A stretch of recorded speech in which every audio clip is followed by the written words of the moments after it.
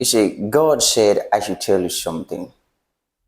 In everything you've been facing, God is about to turn it around for you.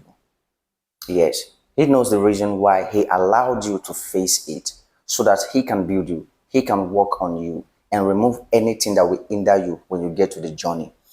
I will advise you at this time of your life, you just have to be obedient to the instructions of God. You see, when God wants to change you or take you to the next level, He introduces challenges to you just to work on you. See, challenges reveals the true you to you. Yes, whenever you found yourself facing such kind of difficulties, sometimes lack of finance, these are signs that God is about to change your level. So I'm going to tell you something, what you need to do.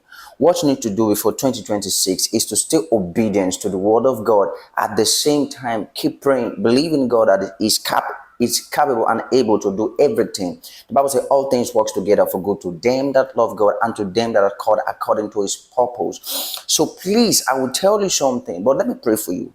I pray for you in the name of the Lord Jesus the Christ, that every challenges you have been facing that looks so hard for you, that the Lord help you this moment, that the Lord deliver you from it.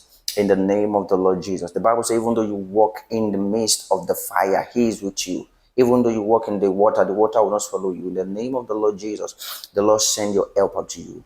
So I'm going to advise you, God is about to do something in your life.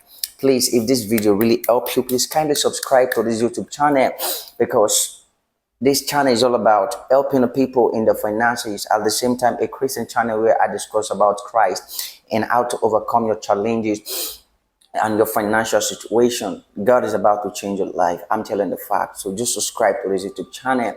God bless you a lot. Thank you very much.